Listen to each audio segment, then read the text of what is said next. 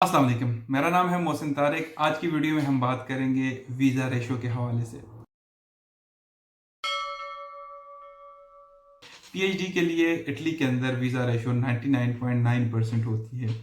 रही बात मास्टर्स की, ये सवाल का जवाब देना थोड़ा सा ट्रिकी होता है।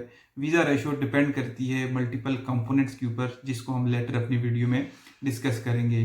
पीएचडी की वीज़ा रेशो ज़्यादा इसलिए होती है क्योंकि पीएचडी में एडमिशन सिक्योर करना बहुत मुश्किल होता है एज़ कम्पेयर टू मास्टर्स के। तो इस वजह से पीएचडी के जितने भी एप्लीकेंट्स होंगे, अगर उनको स्कॉलरशिप ग्रांट हो जाती है, तो जब वो भी अप्लाई करते हैं वीज़ा के लिए, तो उनको वीज़ा मिलने के चांसेस 99.9% होते हैं, अनटिल अनलेस वो कोई बहुत बड़ा ब्लंडर कर लें।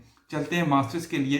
तो मास्टर में चंद कंपोनेंट्स हैं जिनका आपने ख्याल रखना है और उस हिसाब से अपनी कैलकुलेशन करनी है कि वीज़ा लगने के चांसेस कितने ज़्यादा होंगे।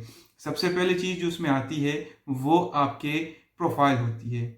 अगर आपकी प्रोफाइल स्ट्रांग है तो आपके वीज़ा लगने के चांसेस बहुत ज़्यादा हैं। स्ट्रांग से मुराद आपके पास एक्सपीरियंस भी है वर्क का, और अगर आपके पास जो है ग्रेड्स बहुत अच्छे हैं जिसकी वजह से आपके चांसेस बढ़ जाते हैं। अगर आपके ग्रेड्स अच्छे हैं और आपने सर्टिफिकेशंस भी बहुत की हुई हैं, ऑनलाइन कोर्सेज भी किए हुए हैं, तो चांसेस और बढ़ जाएंगे। अगर आपका जीपीए थोड़ा सा कम भी है तो उस कमी को किस तरह आपने पूरा किया है? क्या आपने सर्टिफिकेशंस किए हैं, कोई डिप्लोमा किया, आपने कोई ट्रेनिंग्स की हैं उसके साथ साथ, जिसकी वजह से आपकी उस कमी को पूरा किया जा सके? तो ये चीज़ें बहुत मैटर करती हैं वीज़ा के हवाले से। दूसरी चीज़ होती है आइल्स।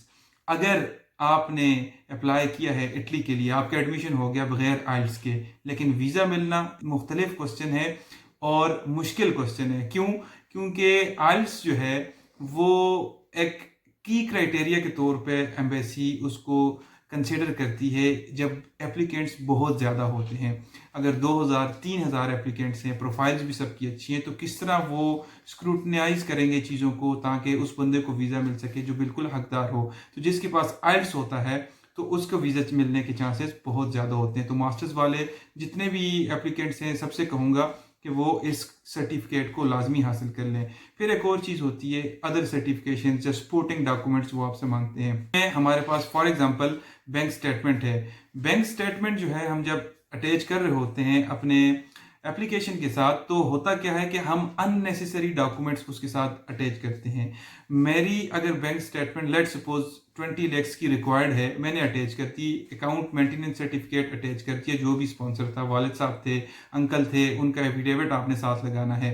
तो फिर हम क्या करते हैं, जब ये दो डॉक्यूमेंट हमने लगा दिया, स्टेटमेंट और अकाउंट मेंटेनेंस सर्टिफिकेट, हम क्या करते हैं कि हम साथ जो है हमारे पास एग्रीकल्चर लैंड भी है, रेंटल प्रॉपर्टी भी है, उसके इतने ज़्यादा डॉक्यूमेंट्स हम बना के लगाएंगे बजाय इसके कि हम चंद डॉक्यूमेंट्स में हमारा काम हो जाता।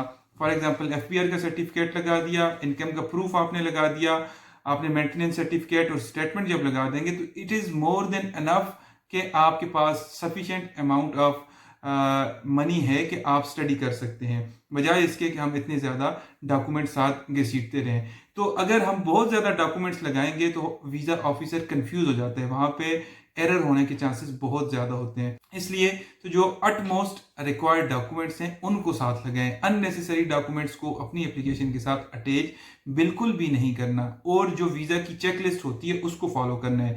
जो चीज़ उन्होंने मांगी है उसको प्रॉपरली अटैच करने की कोशिश करें। अगर आप वो प्रॉपरली अटैच नहीं कर रहे तो अननेसेसरी डॉक्यूमेंट जब आप लगाएंगे तो फिर आपके वीज़ा की रेशो कम हो जाएगी। एक और चीज़ बहुत इंपॉर्टेंट होता है वीज़ा के लिए कि आप कौन से एरिया से अप्लाई करते हैं। आप केपीके से बिलोंग करते हैं, पंजाब से या सिंध या बलूचिस्तान से, एम्बेसी क्या करती है इंटरनली, वो डिवाइड कर देती है नंबर ऑफ वीज़ा को। लेट सपोज उन्होंने इस साल 1000 वीज़ा इशू करना था मास्टर्स के स्टूडेंट्स को, तो क्या होता है, अब इस 1000 वीज़ा के लिए 10,000 एप्लीकेंट्स आ जाते हैं, तो उन्होंने जाहिर है कोई ना कोई क्राइटेरिया तो देखना है ना। अब केपीके और पंजाब में ये होता है कि नंबर ऑफ एप्लीकेंट्स ज़्यादा होते हैं, तो वहाँ पे वीज़ा रेशो थोड़ा कम होती है एज कंपेयर टू सिंध और बलूचिस्तान। वहाँ पे क्या है कि नंबर ऑफ एप्लीकेंट जो हैं वो कम होंगे, तो जो उन्होंने कोटा उनके लिए डिफाइन कर दिया है, लेट्स सपोज 500 इन दोनों सूबों के लिए, तो इस हिसाब से फिर उनकी रेशो कैलकुलेट की जाएगी। तो आप अगर 500 केपीके और पंजाब के लिए और एप्लीकेंट्स जो हैं वो 10 या 12,000 हैं, तो उस हिसाब से आप अपनी वीज़ा रेशो कैलकुलेट कर लें। तो उम्मीद है आपको ये वीडियो अच्छी लगी होगी, उन लोगों के साथ भी लाजमी शेयर करें जो इटली में अप्लाई करना चाहते हैं और चाहते हैं कि उनका वीज़ा लगे। तो वीज़ा लगने के लिए ये चीज़ें बहुत ज़रूरी हैं जिनका ख्याल आपने लाजमी रखना होता है। अगर आप मेरे चैनल पे न्यू हैं, चैनल को सब्सक्राइब करना ना भूलिएगा। मिलते हैं अगली वीडियो में। अल्लाह हाफिज़, अस्सलाम वालेकुम।